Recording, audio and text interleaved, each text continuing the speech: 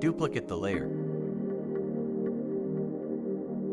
Keep the foreground and background color at default. Go to Filter and then Filter Gallery. Select Reticulation and adjust the value.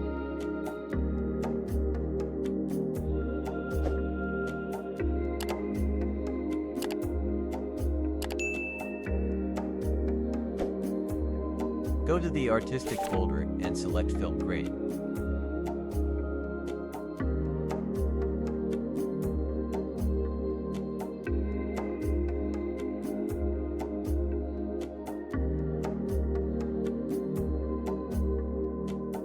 Finally, under the Sketch folder, select Halftone Pattern.